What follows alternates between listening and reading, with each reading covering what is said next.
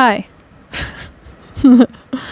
My name is Tolk, and I exist, therefore I think too much. I'm reading The Mirror of Simple Souls, written by Marguerite Porete and interpreted by Ellen Babinski. And the reason I now mention the interpretation is because I think some things were lost in interpretation. This book is so highly abstract that, I do believe that it'd probably be better if you just read it from the French that it was, and even that's a translation because apparently it had a hell of a lot of Old English in it, and Old English is a difficult thing to translate as far as I have understood. So, or was it translated from French to Old English? I don't even remember. Something. Okay, so I'm on chapter 31.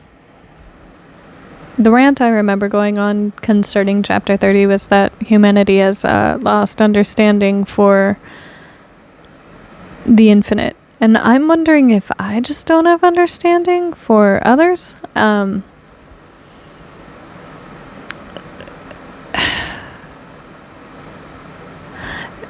I being too abstract to be understood? If people have sectioned God off as understanding God as infinite, but then applying that God can only apply themselves in certain ways, thus the introduction of the Trinity, then how do I understand that? How could I understand that to be understood myself?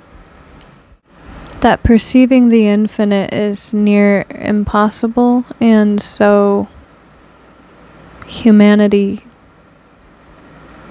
compartmentalizes it to make it accessible, and I don't appreciate the compartmentalization. Much the same as, I think, in direct contrast, I think at large humanity does not appreciate that humans compartmentalize,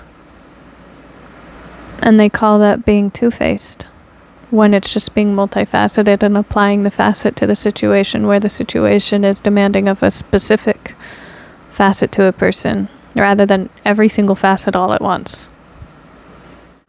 Is that how we can be understood between the both of us? Me and whomever I am in contrast with, in disagreements with? So going back to it, chapter 31 is how love calms the soul because she has given her spouse all she has, and she writes in a conversational style, so it'll be love talking, and then it'll be whomever love is talking to. So love is starting this chapter. Ah, very sweet soul, says love, what do you want him to give you? Are you not a creature? Why does that matter? Do you want to have from your lover something which is not entrusted to him to give you, nor to you to take? How could something not be entrusted to God when God is everything? Calm yourself, sweet soul, if you believe me. He does not give to a creature something other than what you have, and such a gift he promised you. He gave to every single creature what you have? I don't think that's real, otherwise there'd be no reason to create anything at all. Because God's already everything. I believe the only reason to create outside of the existence of being everything is to understand the intricacies of each individual part of what is infinite.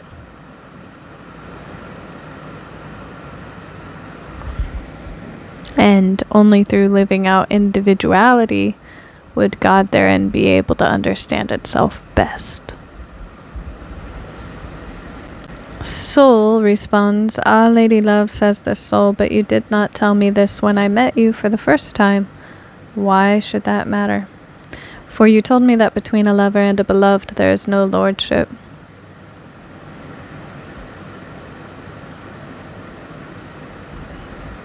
It doesn't matter whether it's in love or outside of love. Power is a thing that exists. While balance exists, sure, and you should aim to make a relationship with anybody balanced because that seems to be the healthiest.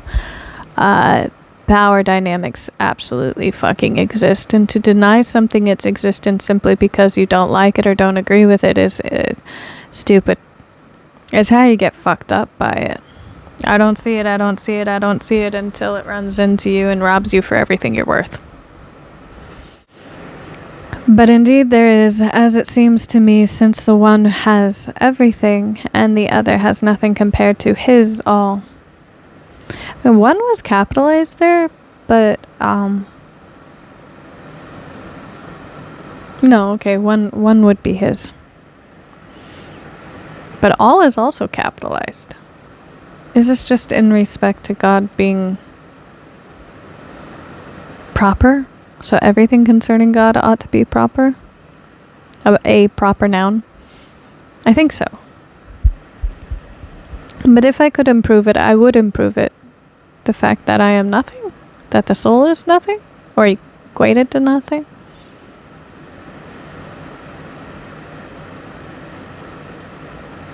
I guess. Because thus I would be able to the same degree as you are able. I would be able to the same degree as you are able. Saying it slower makes it make more sense. I would love you in the same degree as you are worthy. Quantity versus quality.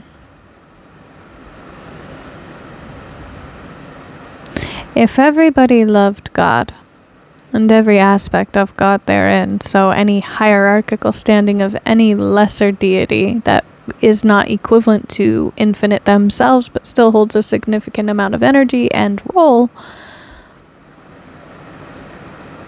And then, again, addressing the ripple effect or degradation of energy, however you want to look at that, the hierarchy therein of any lesser entity after that. If love was appropriately applied by every single thing in that hierarchical standing at whichever point they are in that hierarchical standing with respect to where they ought to be granted their capacity to do things and the specific type of existence they have, then the quality of each individual entity's love would be sufficient when the quantity is met. But if you have quantity without quality, you've got near nothing.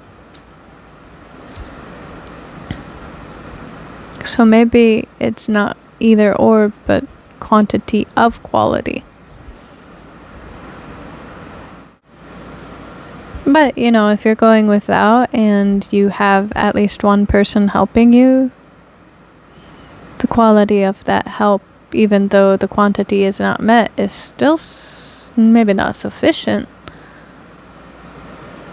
but appreciated.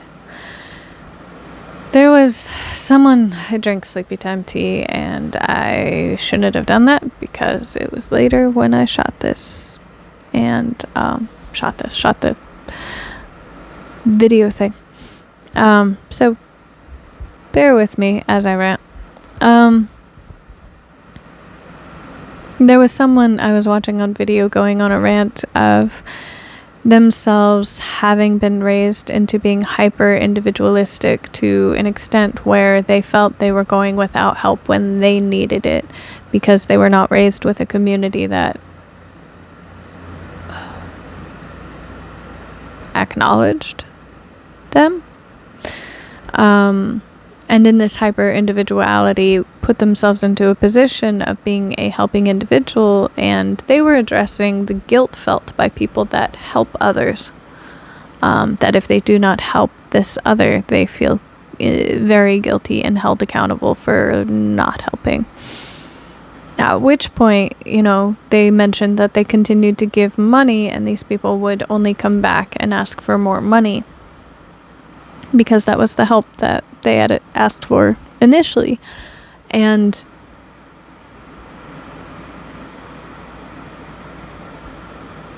if you have gone without You will not know what exists to properly ask for it. If you are poor, you don't know what the rich are buying. You don't know what exists for those who have more than you and know they have more than you to buy. If you have been uneducated, you don't know what exists to be able to ask the right questions to learn. And therein someone asking for help is going to ask for help in the way that they think best suits the situation. That does not mean that it is the help that is needed. And if you are to honestly help someone,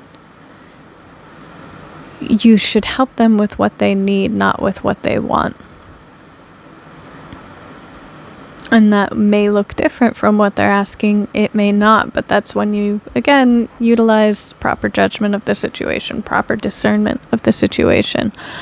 In reality, I think a lot of people merely need therapy as a base. And past that, the best thing you can do for yourself is learn how to teach yourself.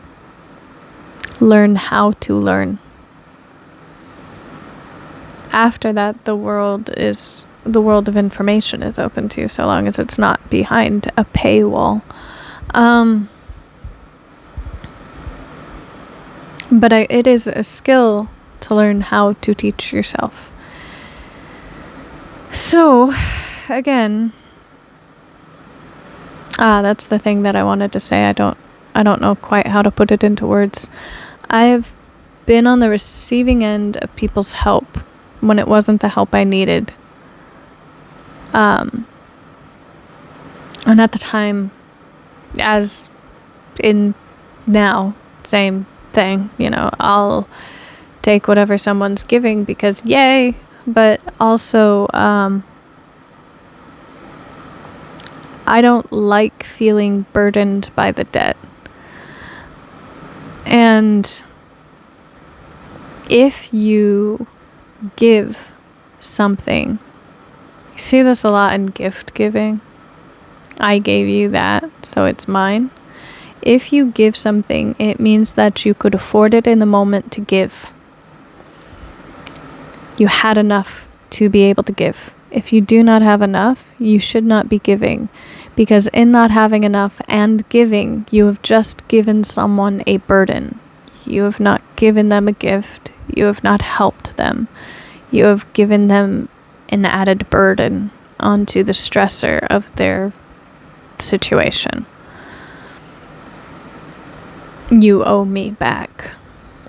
Give without expectation, because the expectation is going to hurt you and hurt the recipient.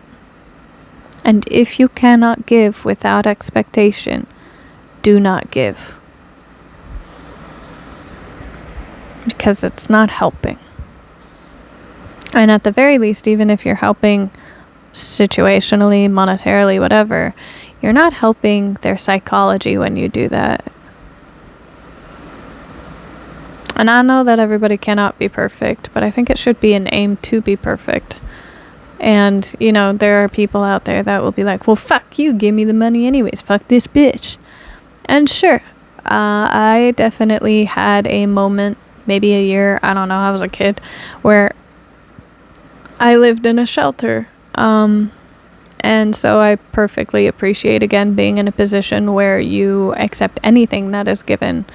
But to that, I definitely say look the gift horse in the mouth, because an opportunity that looks like an opportunity may not actually be one, and it could definitely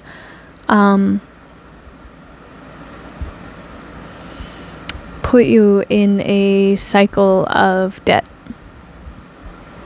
And this debt may not be monetary, and you should assess first and foremost before accepting something what it is that you can afford in and of your own person, because nothing in life is free. Everything costs, and you need to figure out what the cost is before you commit to whatever is happening.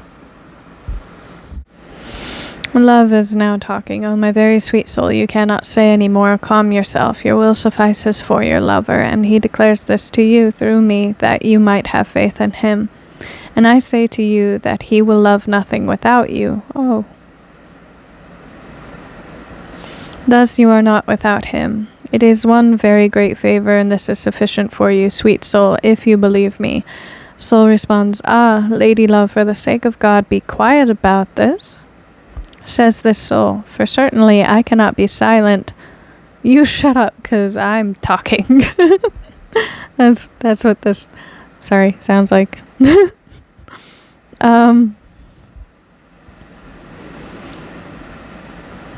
For I cannot be silent in order to save the whole world.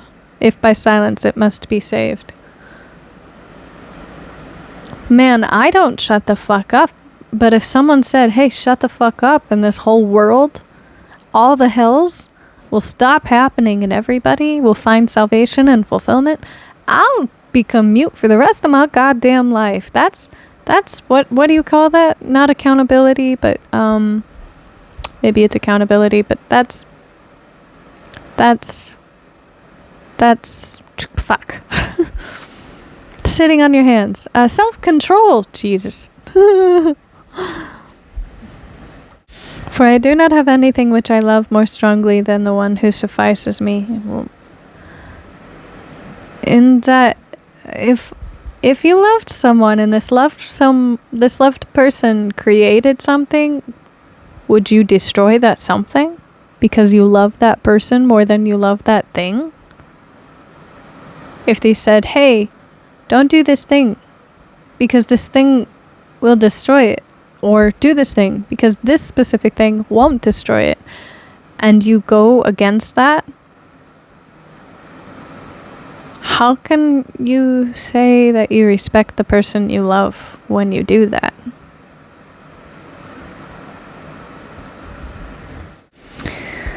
For if what I love is not sufficient for me, I would disintegrate or diminish from so little of love as I have, being ruled by sensation. Emotions are provided through chemicals received in the system or produced by the system, interpreted by neurons firing and neuron receptors. People who chase sensations are essentially just addicts, drug addicts. You have to keep upping the ante in order to get the same hit. It's not a safe thing to do. Enjoy the moment when it's there and appreciate what exists. Learn from everything that comes your way. The joy is in understanding.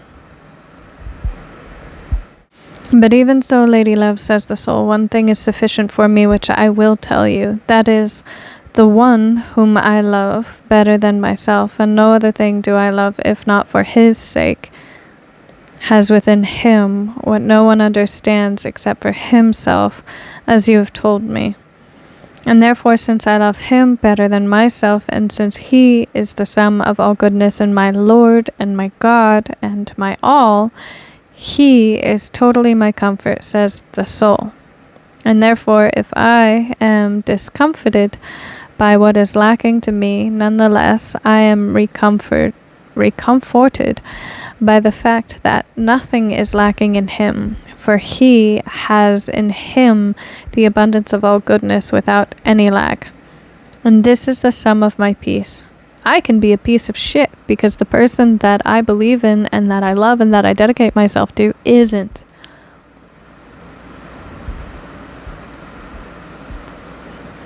If you believe in a creator and you believe that creator loved you, the fuck, man?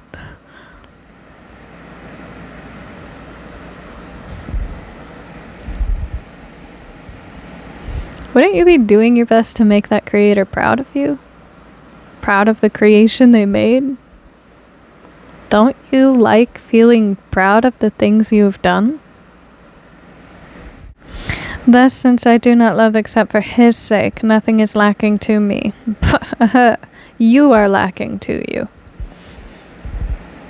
Something I have said above, it is without fail not the case, not according good perception.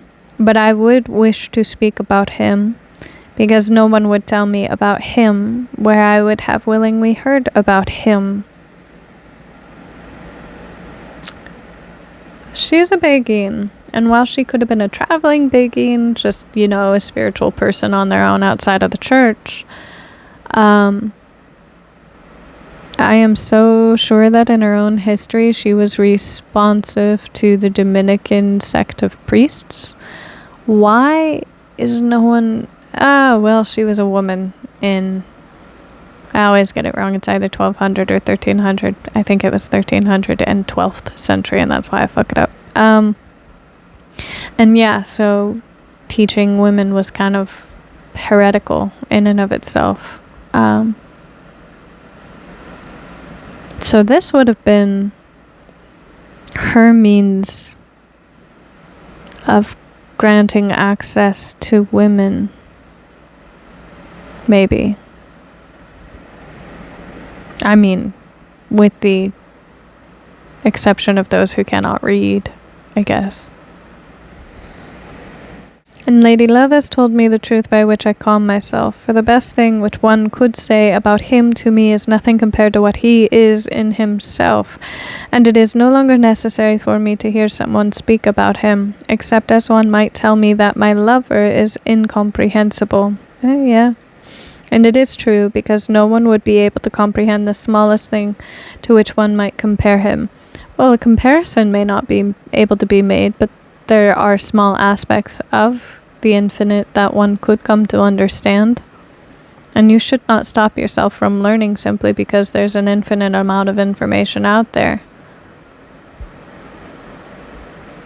This is why my love finds no limit in love, in order to have eternally new love from him, who is total love, as great as he is. This is the end of what one might say about him to me, says the soul.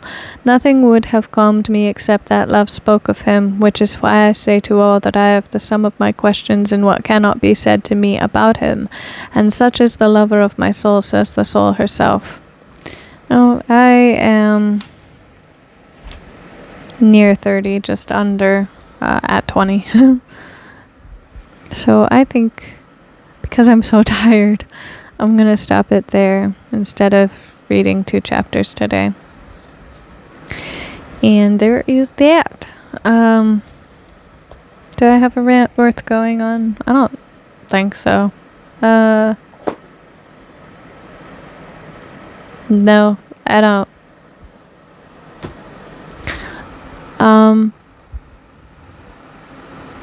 I guess everything that I have said applies primarily to if you believe in a creator or a god. And I don't mean to alienate anybody who has learned otherwise. Your beliefs may not be my beliefs, but that doesn't mean that you shouldn't love yourself. And that doesn't mean that you shouldn't hold yourself accountable. And that doesn't mean that you shouldn't hold other people accountable therein. Or also, and then on top of that, it doesn't mean that you should limit what you learn. Even if there is not a God, there should still be joy, right? Things worth your time. You should be worth your time. All of that jazz. Even if you don't want to believe in a God, even if you don't believe in a God, or all of the gods, there are still fun things to learn in religion.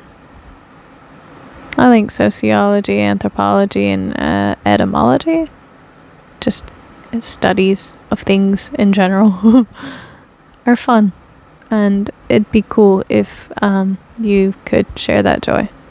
Alright, do well, eat well, be well, sleep well, drink well. Bye.